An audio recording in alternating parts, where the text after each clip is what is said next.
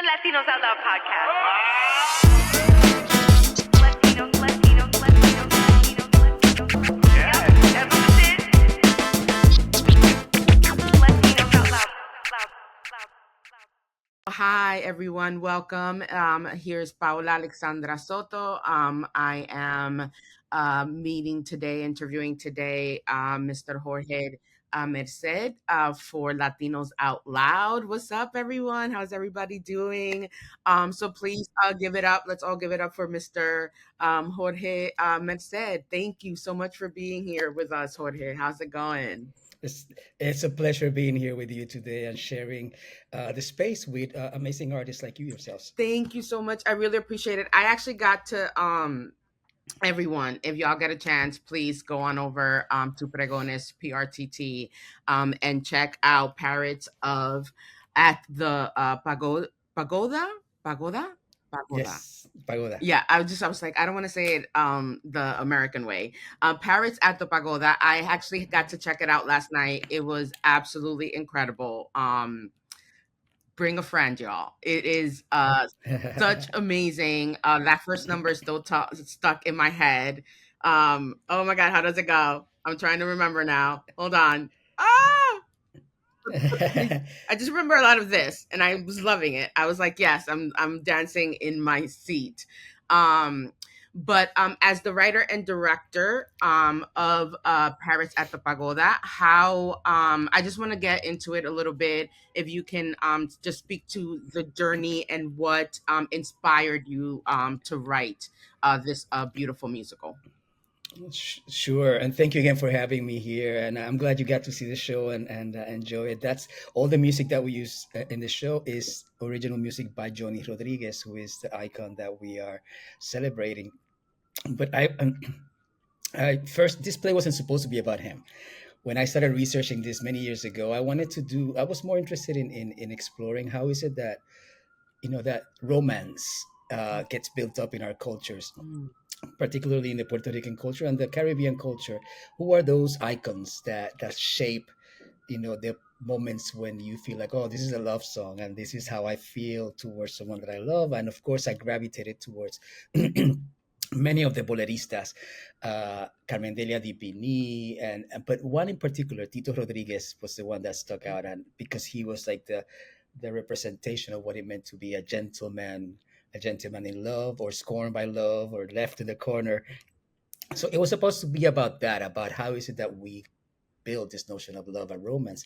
And in that research, I rediscovered his older brother, who was the one that shaped Tito Rodríguez. It's Johnny Rodríguez, who was one of the first Latino stars in the Americas, in the 1930s and 40s in Puerto Rico and New York City. And when I started learning more about him, I recognized his music. I said, oh, I remember growing up and listening to some of this music.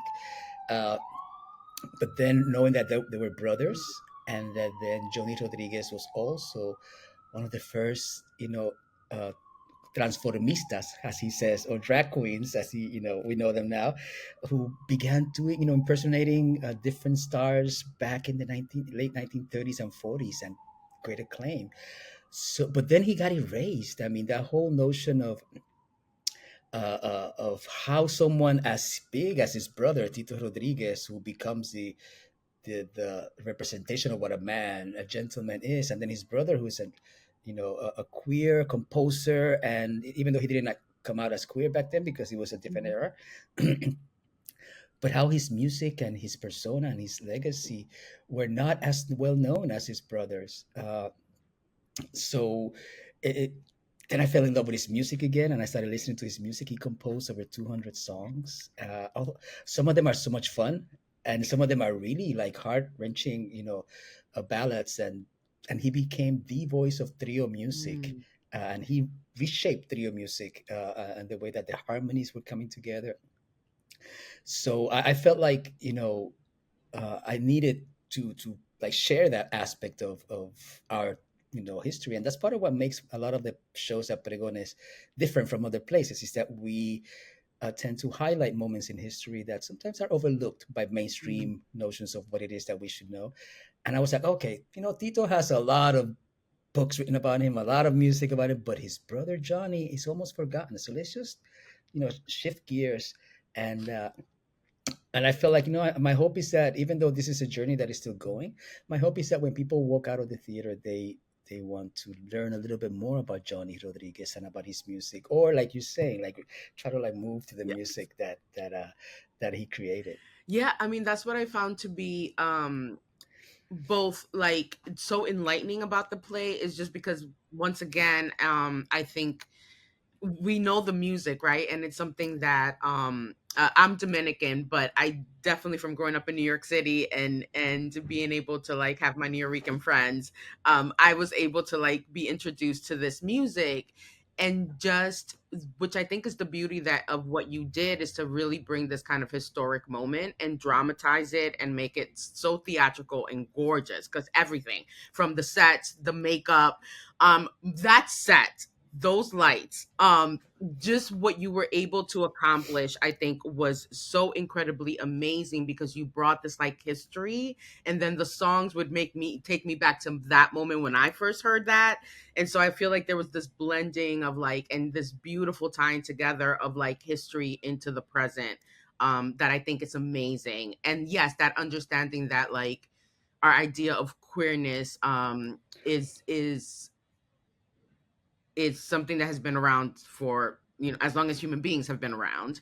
um It's so true. so but to understand and be able to still know that in the midst of all that oppression, they were able people were still able to build spaces where they could come together and be in community, around something that they love and around this amazing and create this incredible music.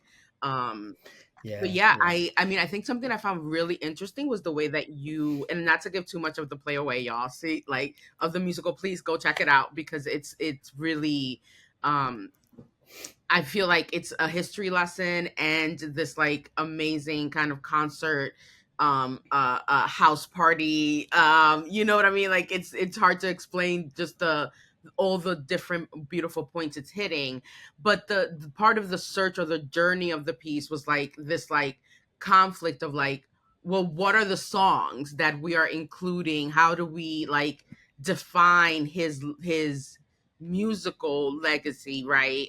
In terms of like the actual songs that and his like insane song list. And I would love to just hear you talk a little bit more about that. Like how did you come to decide, because if it is 200 songs to then whittle it down into a 90-minute musical, like how what was that process for you? Thank you for that. That's a great question. I mean, I think I really wanted to. I dove into those songs, some of them remembering, and some of them discovering them and dancing with them and moving with them.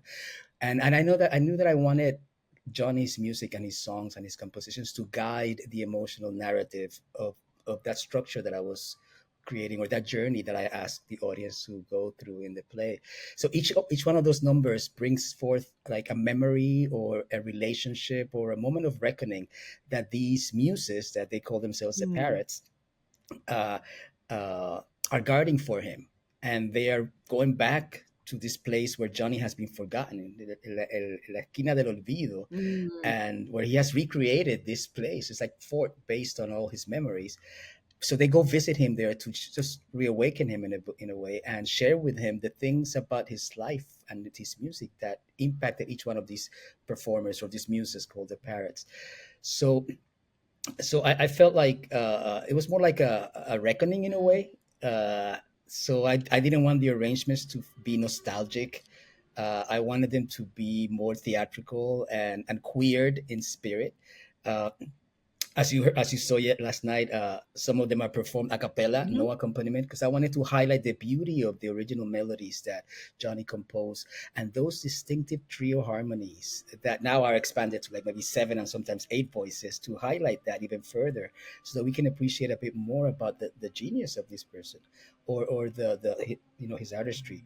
So my aim was for the music, along with a satire and ritual, to become like a living archive, one that allows Johnny to confront his what the parrots and Mm. perhaps all of us feel is lost, and to honor what he dared to, what to do with his art, and how these beings, these muses, caught onto it. Uh, and for me, what makes it even more mind-boggling is that Johnny lived in a time when there was a lot of oppression and a lot of repression towards queer people, of course, as we know, in the 30s and 40s. But also there was that time of dreaming, that time of feathers and fabulousness. But there was repression. And here we are in 2025, back again in a time where queer and migrant voices are so often criminalized, erased, sidelines. And I felt like Johnny's life reminded us that the power of live performance, how was able to go through live performance and just battle on. So it's a form of resistance, I guess. So it's interesting to see this play being performed now as everything is changing around us. Uh, for so many of us whose existence or whose art is being policed or pushed to the margins, uh, I think it's important for us to take up space on stage in full voice, visibility, and that becomes an act of defiance in a way and celebration. Johnny shows how, through performance, you can reclaim dignity, you can reclaim joy, or you can reclaim your presence in a world that tries to deny who you are. I mean, he challenged gender norms, he redefined what romantic music was about, he lived with courage and flair. So I wanted to celebrate that legacy through the same fantasy and flair that he lived his life. That's why there's so many feathers in the play. So I wanted to create a structure that resisted that linear or realistic storytelling, like the same way that he did. He resisted all of that. So I didn't want a biographical play or a musical. I wanted to reimagine that legacy through a queer perspective that was, I don't know, finding strength in all those feathers and the fantasy and metaphor. And so this is the first iteration of it, and I'm enjoying how the audiences are connecting with it. But that's a path that I think this play is going to be taking moving forward. Yeah, those costumes were amazing. The hats, lest we not forget the hats. Yeah, Yes. yeah, they're absolutely beautiful. And like I said, the lighting and the set was funny enough transformative at times. And then just learning about Transformita, like just that to me now, I feel, yeah, like that is such a better term than drag queen. No, we do love us. We do love us a drag queen. We love us, yes, queen, yes, Yes. always. But the transformita, I feel like to me felt like yes, this is encapsulates exactly what that experience is and what it means to be able to play these different roles, because ultimately that's what gender is. These are just roles that we can put on and take off as we wish. Yeah, so I actually would love just because you're both the writer, which it's incredible because I don't people don't understand how difficult it is to write a musical. Um and then you're also the director. So can you just talk about more about like, maybe your process as a director and how you brought Sure, sure, this sure. incredible team together? Because like every member of the cast, absolutely fabulous singers and actors. And then on top of that, like I have mentioned, the lighting, the sets, the costumes. Just yeah, if you would mind talking more about that. Sure. So I began my career in the theater as an actor at Pregones Theatre in the South Bronx.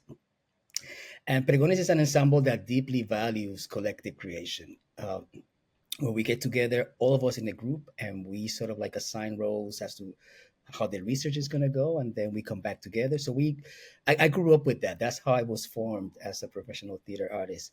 So it's a kind of work that does not thrive on ego or the protagonism of an individual who's leading either a playwright or a director. That's not how we approach the theater making.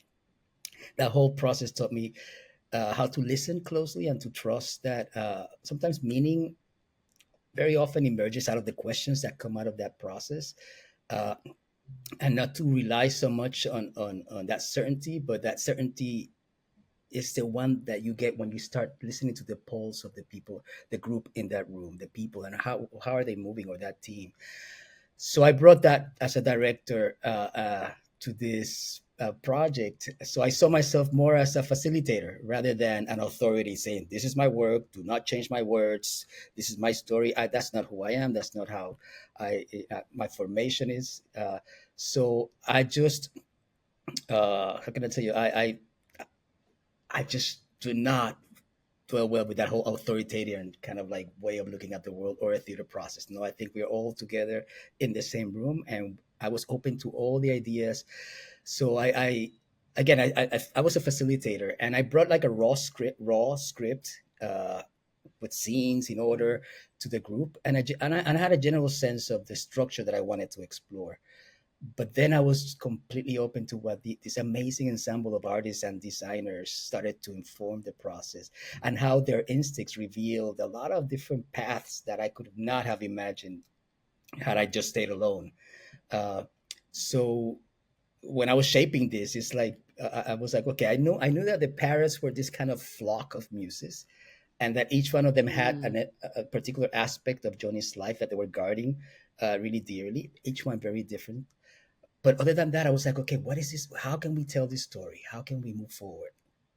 So that script went through so many changes during the rehearsal process, all of them informed by the questions that the cast was having, by their ideas, and that's what gave birth to what's to the inquiry that we are posing with this play right now. And I hope that we were able to create a space. That I was able to create a space where each one of the voices in that room truly mattered. Um, I think it's the way the world should be, where it's not just mm. one person saying, dictating what it is, but all of us together in a place, and then joining hands and walking down that path and figuring out what's the best way to tell our story. And that's what I really wanted to promote in this initial stage of the play. Moving forward, usually at Pregones, we let our plays stay for a little bit, and we let them breathe for a couple of years, and then we come back to them and we learn from them again, and we restage them, sometimes more in a more chamber aspect, or sometimes we expand them more sometimes. So it's not a road that ends now. I think that it's for us, it's so amazing that we get to build a repertory that continues to grow, continues to respond to the world and to the needs and the questions that the artists involved have. So that's what I'm hoping that this initial iteration of Paris does, which is just awaken the interest in Johnny's music, have a lot of fun on stage with Mm. feathers and makeup and music, and celebrate queer life and queer legacy. Yeah. And that is definitely that is what it's doing. I really love and if you can talk a little bit more about Pregones, I personally would not be in theater right now if it wasn't for Pregones. When I started in New York City, when y'all were back I above know. the Vivero. Yes. Yes. So I have performed there in the past, and then more recently with the People's Theater Project and the new space that you have, which is beautiful and gorgeous. And I'm so glad that y'all were able to make that happen. Yeah, and if you can just talk more about the Sure, sure. history, and then the this new era that you're in, where it's now Pregones and the Puerto Rican Traveling Theater have come together to be able to become this, wonderful institution in Latino theater in New York City. Yeah, and again, thank you for asking these questions, because I think it's important that we understand that theater and art doesn't happen in a vacuum. It's not something that it magically appears and you go and see a show and that's it.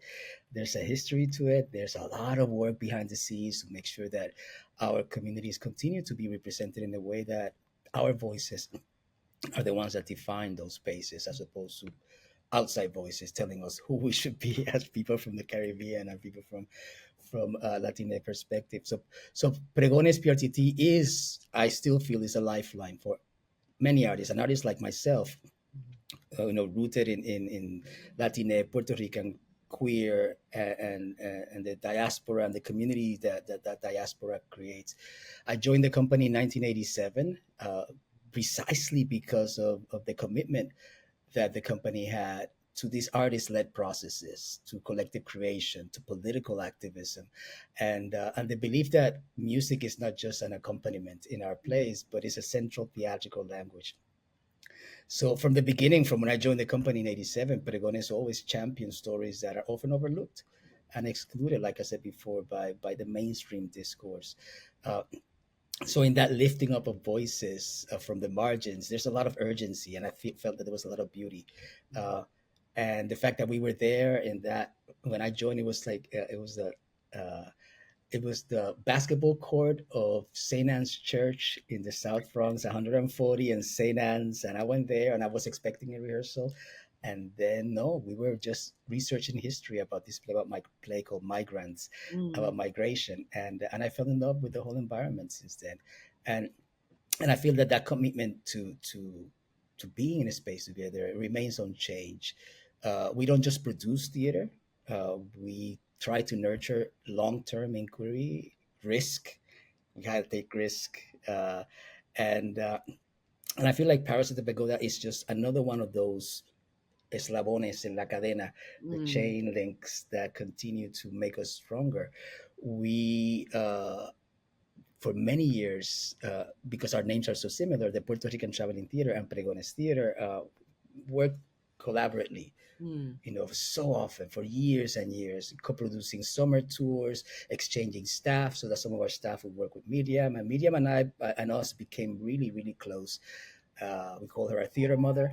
mm, And when Miriam was looking into succession, she felt that instead of one person being the person who would succeed her, it would be her family, the people that were working with her so closely. mm, So we agreed to merge. That process took several years because of all the legal implications. And then in 2014, we became Pregones PRTT to honor both legacies. People who were connected to Pregones, we didn't want to drop that name, and people who mhm, were connected to the Puerto Rican Traveling Theater. So we joined forces and are able now to continue both the nurturing the creation of pieces that are born in our ensemble. We are a theater ensemble, but also we created these other paths for other artists to use the space, whether through space grants or collaborations or partnerships. We had a wonderful collaboration last fall as part of our project called Plataforma, in mhm, which we partnered with producers who share the same, you know, cultural and political view as we have, and we partnered with Latinx player at Silco and Fort Line mhm, Theater to produce Beautiful Land That I Seek, the play by Matt Padbo, who was an amazing success. So we have both, we have as many doors open as we can in the theater, even though we do not accept outside plays because we only produce our work, but we also allow, make sure that we have space in our season for other types of collaborations. And I'm so excited about the place where we are right now and the fact that after so many years, we're still there. We're still engaging different generations of artists and still posing questions or uncovering or discovering, rediscovering voices like Johnny's and lives and paths like Johnny Rodríguez's. So I'm proud that there's a space like this that still exists and that we continue to be open to whatever artists continue to create, especially nowadays. yeah. No, and it is just like I mentioned, it is absolutely wonderful as um I know for myself growing up here and to actually know that there was a space where like Latinos were doing theater, Latinx folks were doing theater in New York City that wasn't just like to have a space just to have a space to do theater and to see also that like if this is the path that you want to pursue, like looking at yourself and being like, oh, this is a place where I could eventually end up, and there is a place and there's a career here, which I think is incredibly important, and that our stories are being told, and being cared for and rediscovered as well is yeah, something that has kept me always like coming back. And once that merger came, I was like, oh my god, this is perfect. Like whether I'm in Midtown or I'm in the South Bronx, I'm still like, it's still the same company. I'm still supporting. This is wonderful. I love it. I wish more companies would do this. Um, so yeah, so that was like a really, I think, an amazing, I think, moment for me just in Latinx theater history in New York City. Um, and yeah, and just speaking of, just because now we are just being hit on so many fronts, does what does these cuts to the NEA have meant for Pregones PRTT? Sure. So the NEA has been informing all arts organizations around the nation in the past couple of weeks, uh, are very concerning for a lot of us in terms of what does that mean about this country that we are part of. And this country's commitment, respect, and understanding of the value of culture and the different voices that make up culture. That culture is not something that is unilateral, it is not stagnant. Culture, it feeds from diversity, feeds from exchange, from debate, from growing, from learning, and from discovering new things about that place that you call home. So by trying to streamline that and eliminate one of the main supports of so many different companies and artists in the nation, I think is something that is very alarming, and all of us should be very aware. For us, it was more about that when we received the letter saying that there were no more grants and that the funds were completely frozen. It was a badge of honor for so many of us to say, I'm recognized by the National Endowment for the Arts as an organization or as an artist who is saying something that is key and important to the history of this nation. So that badge of honor is gone. I mean, we're not talking about huge amounts of dollars, but still, it's an important recognition that it's not there anymore. We feel committed to continue the work that we're doing, not allowing these types of visions that are so limiting about who we are as a nation to dictate the type of art or work that we do. We will continue to have shows that highlight queer voices, voices that have been on the margin, migrant voices in Spanish, in English, the way that we have always done it in our theater until yeah, we're going to continue doing that. And if we need to fight for that, we will do so as well. Uh, and we're not alone. We have our audiences that continue to say, this is the place I choose to see art. Mm. You know, when they come to either of our theaters, it's a choice that a family makes, an individual makes, or a couple makes, or any. They make a choice not to sit in front of their television watching, stream information being fed to you, but getting on a train, getting on a bus, and going to see live artists perform live in front of you in a show that is not going to be the same the next night or the next night.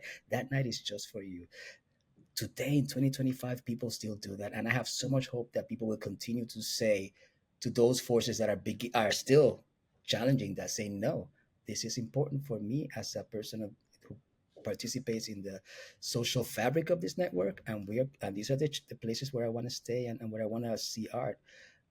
So all of us are gathering together. All the theaters around the nation are coming together, and we are making sure that our voices are going to remain heard. But it's very sad. It's a very sad moment right now to see what's happening to the arts.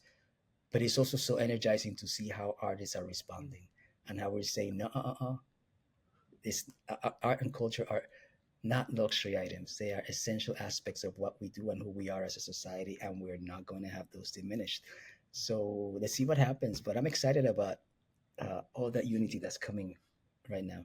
Yeah, that's bringing folks together. Yeah, and just to say that I've been to so many theaters, I've seen so many shows, and hands down, Pregones PRTT has the most participatory audience and engaged audience I've ever seen. And last night was not at all in any way, shape, or form, or was the same exact way. Everyone was like there cheering on.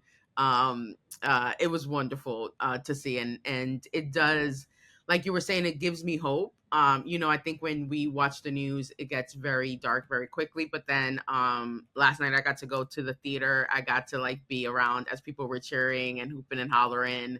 And I was like, you know what? We're going to be okay. It's going to be tough, but we're going to be okay. So yeah, so I just, once again, if I just want LOLers, Latinos Out Louders, give it up to Jorge Merced, the writer and director of Parrots at the Pagoda. Please, when is it running to? Give us the information. How can people come and check this out? This first run is until May 25th. We run Thursdays through Sundays, which shows at 7 o'clock Thursdays, Fridays, and the matinees on Saturdays and Sundays at 3, and the show at 8 o'clock on Saturdays. So we only have 2 more weeks left. So come on out, check us out, and support artists who are giving their heart out there and singing their lungs and their passions out there on that stage so beautifully. This cast is a dream cast. These voices, are deserve to be heard and championed. And I'm so honored that I got to spend so much time with this amazing group of talented people. Great. And where can folks buy tickets? Just go to our website, Pregones, pregonesPRTT.org, and you see all the links in there. Or you can also go direct to Ovation Tix. Or if you just want to buy them on the day off, you can also go to the TKTS booth, right? It's a Yep. block away from us, but just come to our box office and Raymond will take care of you over there. But yeah, it's another moment to celebrate our community, and I'm so happy that to hear you and your words about this and to see people interested in it. Yes. So, folks, please go check out Pregones PRTT. Also, if you can't check out the show, feel free to donate. Every little bit definitely helps. And this is an institution for Latinx, Latin theater makers in New York City that has been around for decades and has launched the career of many, many, many great artists. And yeah, and we need to make sure that, you know, they're around for our children and our children's children. Thank you so much, Jorge. Thank you so much, LOLers. And we will see y'all soon. Take care. It's the Latinos Out Loud podcast.